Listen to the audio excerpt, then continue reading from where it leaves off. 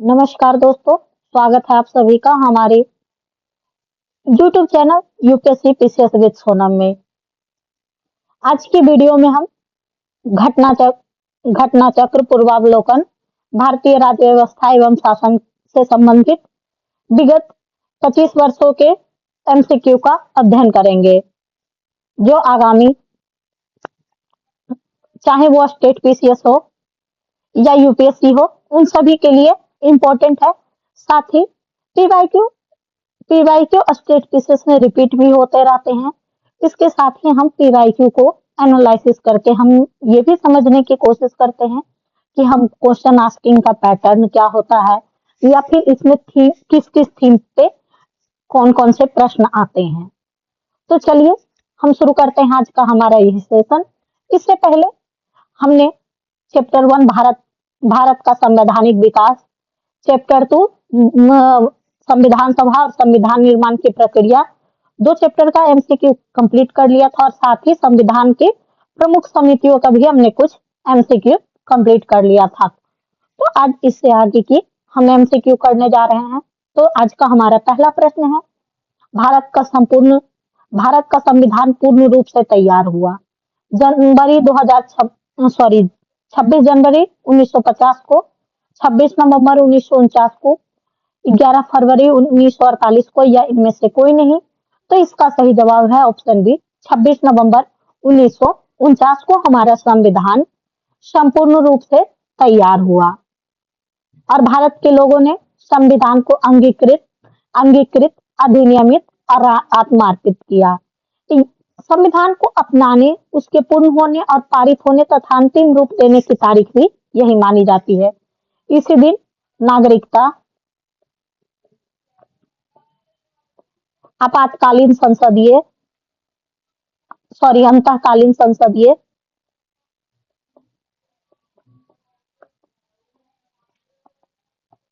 अस्थायी और संक्रमणकालीन उपबंध लागू हुए हैं।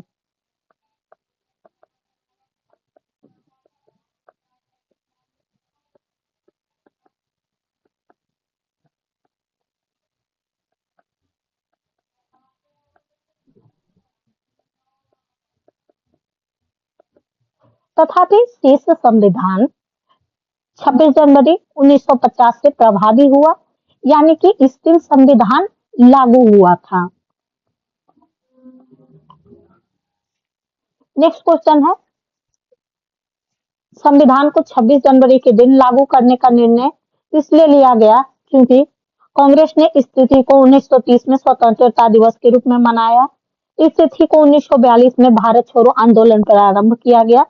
यह एक शुभ दिन था, यह उपयुक्त में से कोई नहीं। तो चलिए हम इसको ऐसे कोशिश करते हैं एलिमिनेट करने की। तो ये बहुत बचकाना सा लॉजिक हो जाएगा, क्योंकि यह एक शुभ दिन था तो ये हो नहीं सकता। उपयुक्त में से कोई नहीं, तो इस ऑप्शन को भी हम एलिमिनेट कर सकते हैं। अब हमारे पास दो ऑप्शन को लेकर के कॉन्फ्लिक्ट है। तो जैसा कि हम सभी जानते हैं, इस तिथि को 1942 में भारत छोड़ो आंदोलन शुरू हुआ था, तो बिल्कुल भी नहीं।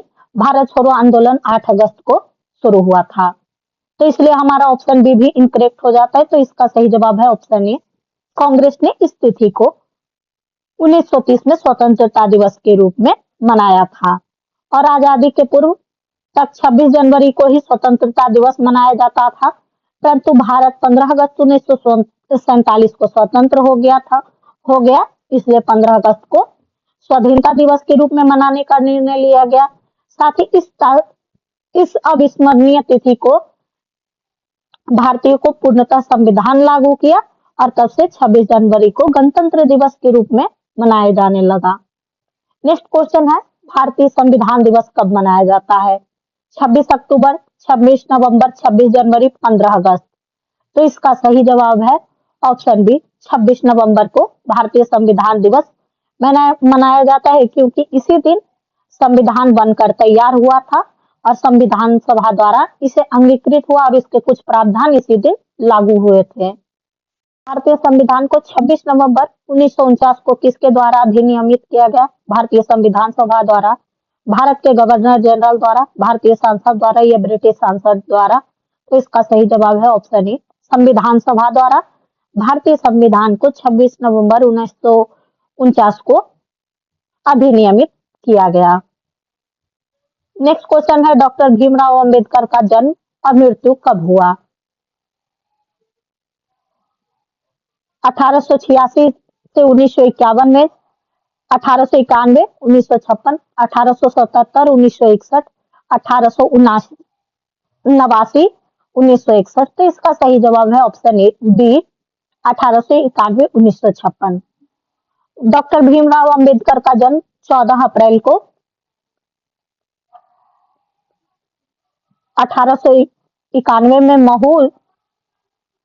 महू एमपी में हुआ था। वहीं उनकी मृत्यु 6 दिसंबर 1956 को दिल्ली में हुआ था। नेक्स्ट क्वेश्चन है, निम्नलिखित कथनों पर विचार कीजिए। कथन एक, तृतीय गोलमेज सम्मेलन के विचार विमर्श की परिणति भारत सरकार अधिनियम 1935 के पारित होने के रूप में हुई। भारत सरकार अधिनियम 1935 ने ब्रिटिश भारत में सूबे और भारतीय रियासतों के एक संघ पर आधारित ऑल इंडिया फेडरेशन के गठन का उपबंध किया। तो इसमें से पूछा गया है कि कितने कथन सही हैं? केवल एक, केवल दो, एक और दो, ना तो एक ना ही दो। तो इसका सही जवाब है कथन एक और कथन दो दोनों सही है। इसका सही जवाब है ऑप्शन सी। नवंबर दिसंबर 1932 में लंदन में तृतीय गोलमेज सम्मेलन का आयोजन हुआ था और कांग्रेस की ओर से इसमें किसी ने भाग नहीं लिया। और इस सम्मेलन में भारतीय सरकार अधिनियम 1935 के लिए एक ठोस योजना को अंतिम रूप से पेश किया गया और इसमें भारत के सूबे और भारतीय रियासतों के संघ पर आधारित ऑल इंडिया फेडरेशन के गठन का भी प्रावधान किया गया। नेक्स्ट क्वेश्चन है, कथन एक, भारत का संविधान देश की आवश्यकताओं की पूर्ति करता है। इसको एक गृहीत संविधान कहा गया है। तो उपयुक्त में से निम्नलिखित में से कौन से कथन सही है? कथन और कारण दोनों सत्य हैं और कारण कथन के सही स्पष्टीकरण करता है। कथन और कारण दोनों सत्य हैं परंतु कारण कथन के सही स्पष्टीकरण नहीं करता। कथन सत्य है, कारण असत्य है, कथन असत्य है, कारण सत्य है। तो इसका सही जवाब है, सही है कि भारत का संविधान देश की आवश्यकताओं की पूर्ति करता है और इसको तथा भावी उद्देश्य के मद्देनजर इसमें संशोधन संबंधी प्रावधान भी है और दूसरी ओर इसे विभिन्न देशों के संविधानों से तथ्य एवं विचार ग्रहण किए गए, इसलिए इसे ग्रहित संविधान भी कहा जाता है। तो कारण भी सही है, लेकिन भारत का संविधान देश की आवश्यकताओं को पूर्ति करता है तो ऐसे क्वेश्चन पे क्योंकि लगा करके पढ़ा जाता है। तो इसलिए क्योंकि इसको एक ग्रहित संविधान कहा गया है इसलिए नहीं, इसलिए ये करेक्ट नहीं होगा। इसका सही जवाब है ऑप्शन बी। ये सत्य है क्योंकि ग्रहित संविधान होने से जरूरी नहीं है कि वो देश की आवश्यकताओं की पूर्ति करेगा। नेक्स्ट क्वेश्चन है, संविधान सभा में व्यस्त मताधिकार को 15 वर्षों के लिए स्थगित करने की बात की थी डॉक्टर राजेंद्र प्रसाद ने, पंडित जवाहरलाल नेहरू ने, मौलाना आजाद ने, डॉक्टर भीमराव अंबेडकर ने। तो इसका सही जवाब है ऑप्शन सी, मौलाना आजाद ने 15 वर्षों के लिए स्थगित करने की वकालत की थी। वहीं डॉक्टर राजेंद्र प्रसाद, नेहरू और भीमराव अंबेडकर ने इसका समर्थन किया था। नेक्स्ट क्वेश्चन है, निम्नलिखित में से किसने सुझाव दिया था कि भारत की स्वतंत्रता के बाद भारतीय राष्ट्रीय कांग्रेस को एक राजनीतिक दल के रूप में भंग कर दिया जाना चाहिए? सी राजगोपालाचारी, जयप्रकाश नारायण, आचार्य कृपलानी या महात्मा गांधी? तो ये सुझाव महात्मा गांधी का था कि कांग्रेस को एक राजनीतिक दल के रूप में भंग कर दिया जाना चाहिए। नेक्स्ट क्वेश्चन है, निम्नलिखित में से किसने कहा था कि एक संविधान एक मशीन की तरह बेजान चीज है? इसमें वे लोग जीवन फूंकते हैं जो इसका नियंत्रण करते हैं और भारत में बस कुछ ईमानदार लोगों की आवश्यकता है जिनके लिए राष्ट्रहित ही सर्वोपरि है। डॉक्टर राजेंद्र प्रसाद, जवाहरलाल नेहरू, डॉक्टर बी.आर. अम्बेडकर या महात्मा गांधी। तो इसका सही जवाब है ऑप्शन ए, डॉक्टर राजेंद्र प्रसाद ने यह कहा था। और यह कथन 26 नवंबर 1949 को संविधान को अपनाते समय उन्होंने यह वक्तव्य भी दिया था। अपनी राष्ट्रवादी प्रतिक्रिया में भारतीय संविधान के निर्माताओं ने अल्पसंख्यक के हितों और भावनाओं के महत्व को कम करके आंका है। यह कथन है मॉरिस जोन्स का, हार्डग्रेव जूनियर का, एलेक्जेंडर ड्रोनविच का, आइवर जेनिंग का। तो इसका सही जवाब है ऑप्शन डी, आइवर जेनिंग्स का।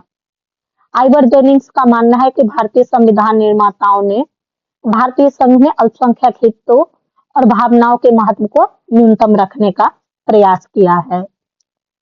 किसने कहा था कि संविधान सभा कांग्रेस थी और कांग्रेस भारत था? Austin, C.R. एटली, विंस्टन चर्चिल या लॉर्ड माउंटबेटन ने? तो इसका सही जवाब है ऑप्शन ए, ऑस्टिन ने।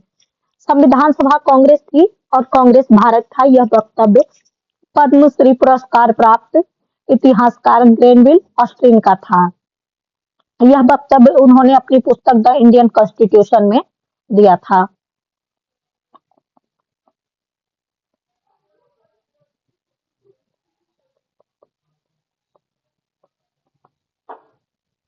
नेक्स्ट क्वेश्चन है, भारतीय संविधान सभा में कुल कितनी महिला सदस्य थी? 15, 13, 12, 10। तो इसका सही जवाब है ऑप्शन ए, 15। कुल भारतीय संविधान सभा में कुल 15 महिलाएं थी। आज का हमारा नेक्स्ट चैप्टर है संविधान सभा की प्रमुख समितियां। तो चलिए हम एमसीक्यू करने से पहले कुछ इंपॉर्टेंट फैक्ट्स को भी देख लेते हैं। संघीय संविधान समिति के अध्यक्ष थे पंडित जवाहरलाल नेहरू। प्रक्रिया विषयक नियमों संबंधी समिति डॉक्टर राजेंद्र प्रसाद। संचालन समिति के अध्यक्ष डॉक्टर राजेंद्र प्रसाद। प्रारूप समिति के अध्यक्ष डॉक्टर भीमराव अम्बेडकर।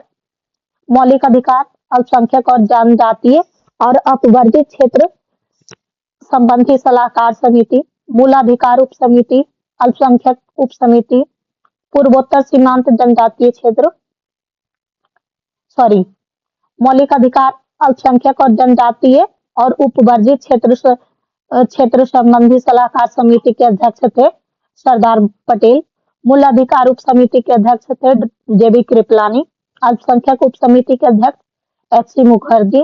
पूर्वोत्तर सीमांत जनजातीय क्षेत्र और असम के अपवर्जित एवं आंशिक रूप से अपवर्जित क्षेत्र संबंधी उप समिति के अध्यक्ष थे गोपीनाथ बारदलोई।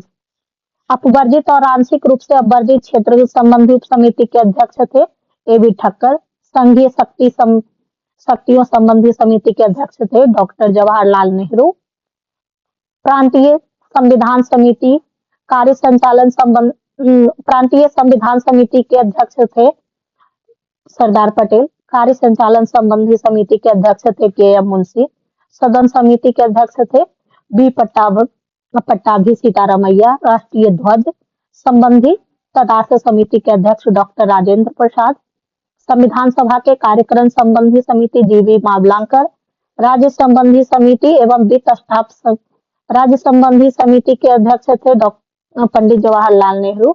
वित्त और स्टाफ समिति के अध्यक्ष डॉक्टर राजेंद्र प्रसाद। प्रत्यय पत्र संबंधी समिति के अध्यक्ष थे अल्लादी कृष्णा स्वामी अय्यर। तो यहाँ से शुरू होता है हमारा एमसीक्यू। हमारा आज का पहला प्रश्न है, निम्नलिखित में से संविधान सभा की संघ संविधान समिति के अध्यक्ष कौन थे? बी.आर. अम्बेडकर, जेबी कृपलानी, जवाहरलाल नेहरू या अल्लादी कृष्णा स्वामी अय्यर? तो इसका सही जवाब है ऑप्शन सी, जवाहरलाल नेहरू। वहीं जेबी कृपलानी मूलाधिकार उप समिति के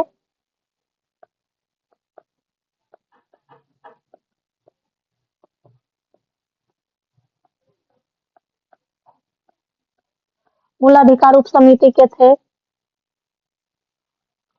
संविधान सभा की प्रांतीय संविधान समिति का अध्यक्ष कौन था?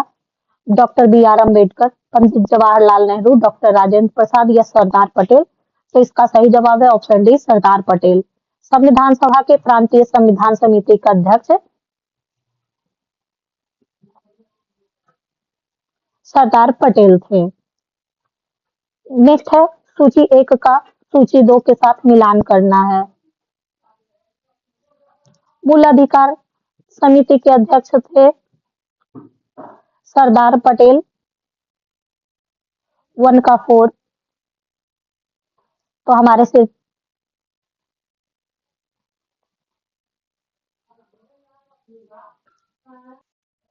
नेक्स्ट है कार्य संचालन संचालन समिति के अध्यक्ष डॉक्टर राजेंद्र प्रसाद थे।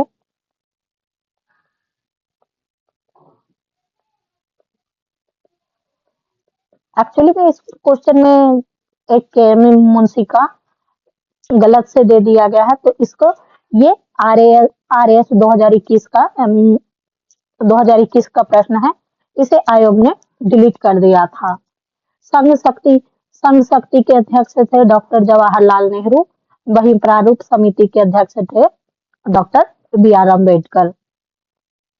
नेक्स्ट क्वेश्चन है संविधान सभा द्वारा स्थापित मौलिक अधिकारों और अल्पसंख्यकों हेतु सलाहकार समिति के अध्यक्ष कौन थे?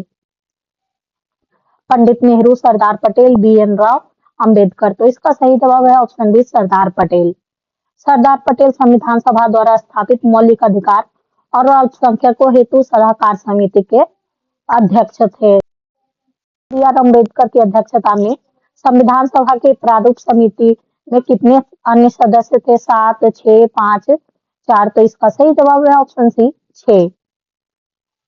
और ये थे बी आर अम्बेडकर के अलावा N Gopala Swami Ayyangar, Alladi Krishna Swami Iyer, K M Munshi, Mohammad Saadulla, B L Mitra और डीपी खेतान। नेक्स्ट क्वेश्चन है निम्नलिखित में से कौन संविधान प्रारूप समिति के सदस्य थे? एन गोपाला स्वामी, जवाहरलाल नेहरू, अल्लादी कृष्णा स्वामी अय्यर, सरदार पटेल। तो इसमें से बोला गया है कि सही कूट का चयन करके जवाब देना है। तो इसमें से अभी हमने ऊपर भी बताया था कि प्रारूप समिति में एन गोपाला स्वामी अय्यर और एन गोपाला स्वामी और अल्लादी कृष्णा स्वामी अय्यर थे। इसका सही जवाब है ऑप्शन सी। साथ ही सरदार पटेल और जवाहरलाल नेहरू प्रारूप समिति के सदस्य नहीं थे। संविधान पांडुलेखन समिति का निम्न में से कौन सदस्य नहीं था? मोहम्मद सादुल्लाह, के एम मुंशी, ए के अय्यर, जवाहरलाल नेहरू। तो ऊपर भी हमने अभी जस्ट इस क्वेश्चन को डिस्कस किया है, तो इसका सही जवाब है ऑप्शन डी, जवाहरलाल नेहरू।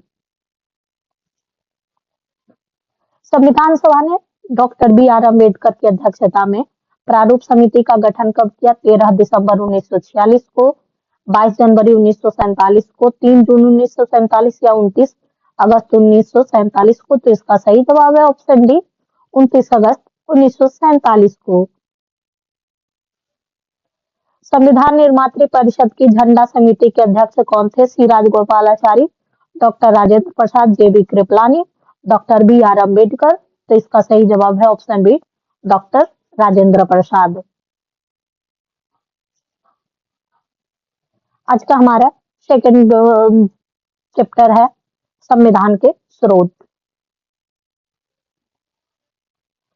तो हमारा पहला प्रश्न है, भारत के संविधान में उद्देशिका का विचार लिया गया है इटली के संविधान से, कनाडा के संविधान से, फ्रांस के संविधान से या यूएसए के संविधान से? तो इसका सही जवाब है भारत के संविधान में उद्देशिका का विचार यूएसए के संविधान से लिया गया है। और जबकि उद्देशिका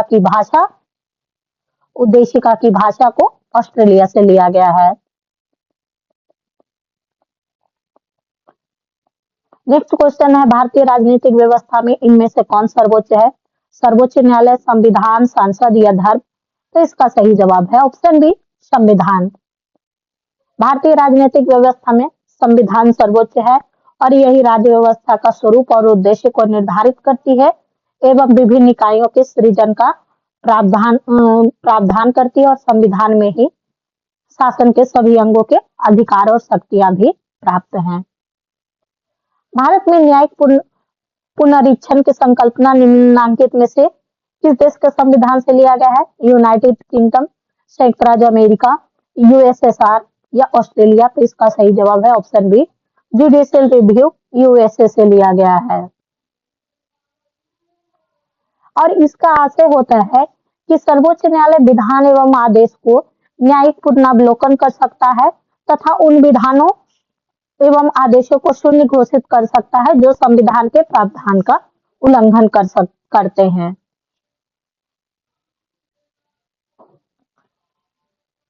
निम्नलिखित में से कौन सा लक्षण भारतीय परिसंघ और अमेरिकी परिसंघ में समान रूप से पाया जाता है? एक ही नागरिकता, संविधान की 3 अनुसूचियां, न्यायपालिका की वैधता या संविधान के निर्वाचन के लिए परिसंघीय उच्चतम न्यायालय। जवाब है ऑप्शन डी, संविधान के निर्वाचन के लिए परिसंघीय उच्चतम न्यायालय। नेक्स्ट क्वेश्चन है, भारत की संघात्मक व्यवस्था निम्नलिखित में से किस देश से संबंधित है? कनाडा, यूनाइटेड किंगडम, संयुक्त राज्य अमेरिका या आयरलैंड। तो इसका सही जवाब है ऑप्शन ए, कनाडा से। भारतीय संघवाद किस देश की पद्धति पर आधारित है? यूएसए, कनाडा, ऑस्ट्रेलिया या जर्मनी। तो इसका सही जवाब है ऑप्शन बी, कनाडा। अभी इन सब क्वेश्चन में डिस्कशन के लिए कुछ भी नहीं है, ये direct cut to cut facts से रिलेटेड क्वेश्चन है, तो इसको बहुत ज्यादा डिस्कशन कर टाइम नहीं वेस्ट करोगे। भारतीय संविधान में राज्यों की संघ की संकल्पना को प्राप्त किया अमेरिका के संविधान से, ऑस्ट्रेलिया के संविधान से, ब्रिटिश नॉर्थ अमेरिका अधिनियम से या स्विट्जरलैंड के संविधान से। तो इसका सही जवाब है ऑप्शन सी, ब्रिटिश नॉर्थ अमेरिकी अधिनियम से।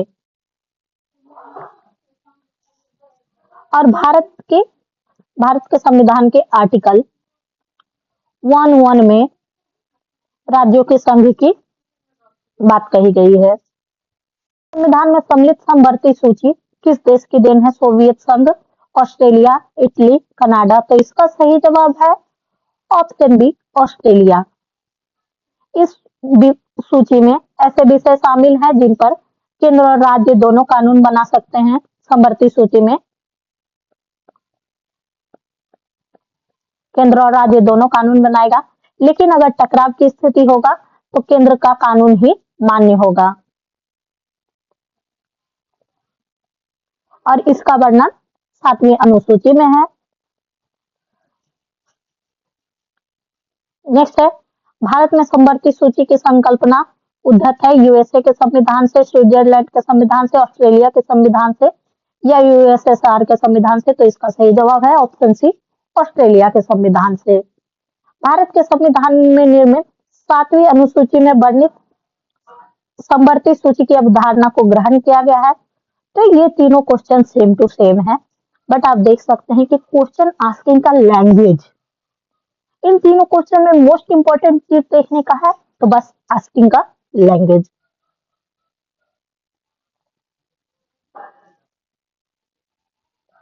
तो इसका सही जवाब है ऑप्शन बी, ऑस्ट्रेलिया से। फिर से सेम क्वेश्चन कि भारत के संविधान में समवर्ती सूची अधिग्रहित किया गया तो ऑस्ट्रेलिया से। नेक्स्ट क्वेश्चन है, भारतीय संविधान में राज्य के नीति निर्देशक तत्वों की संकल्पना किस देश के संविधान पर आधारित है? France, Ireland, Japan, USSR. तो इसका सही जवाब है ऑप्शन बी, आयरलैंड से। डीपीएसपी भाग 4 में है और इसमें आर्टिकल 36 से 51 तक डीपीएसपी का प्रावधान है।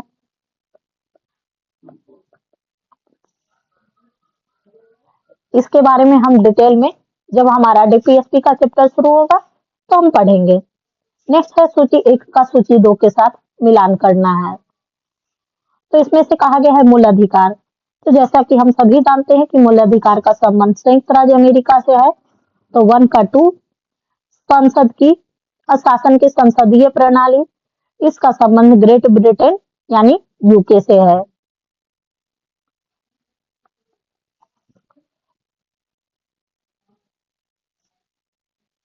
आपातकालीन उपबंध, आपातकाल का संबंध है जर्मनी का वाइमर संविधान संविधान से है।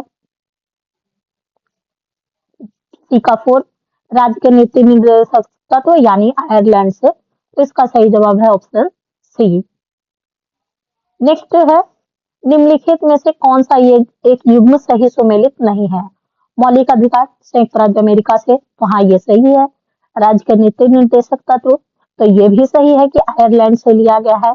और आपातकालीन शक्तियां भी जर्मनी से ली गई है, तो ये भी सही है। तो इसमें से पूछा गया है कि सही सुमेलित कौन सा नहीं है, तो इसका सही जवाब है ऑप्शन सी, सही सुमेलित नहीं है।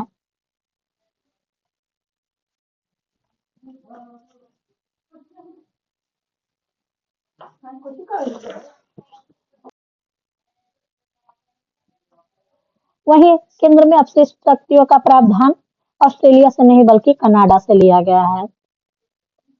नेक्स्ट क्वेश्चन है सूची 1 का सूची 2 के साथ मिलान करना है। तो मौलिक अधिकार का संबंध अमेरिका से है, तो 1 का ए का 4। राज्य के नीति निर्देशक तत्व, इसका संबंध आयरिश से है, तो बी का 3।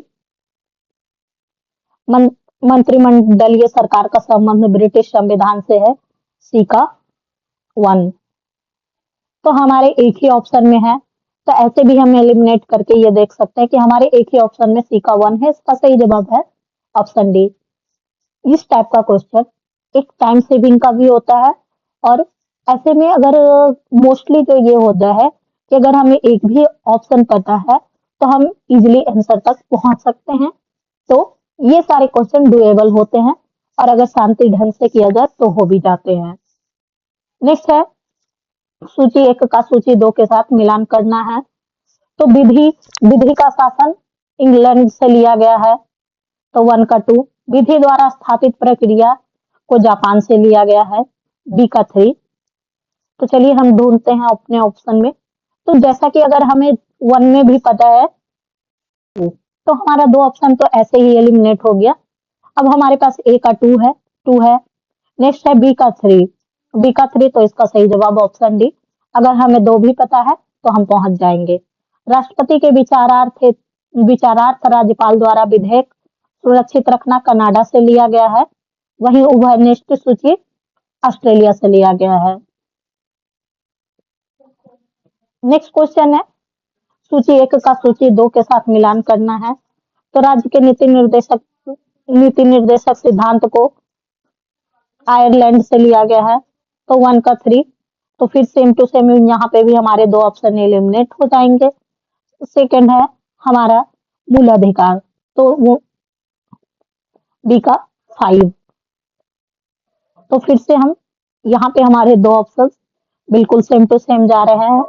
संघ राज्य संबंधों की समवर्ती सूची, तो इसे ऑस्ट्रेलिया के संविधान से लिया गया है, सी का 1। तो यहाँ पे सी का 1 इसका सही जवाब है ऑप्शन डी। नेक्स्ट क्वेश्चन है भारतीय संविधान के मौलिक कर्तव्य का विचार लिया गया है अमेरिकन संविधान से, ब्रिटिश संविधान से, रूस के संविधान से या फ्रांस के संविधान से। तो इसका सही जवाब है ऑप्शन सी, रूस के संविधान से लिया गया है। और मौलिक कर्तव्य का वर्णन आर्टिकल 51A में है, और इसे 42वां संविधान संशोधन 1976 द्वारा भारतीय संविधान में सम्मिलित किया गया।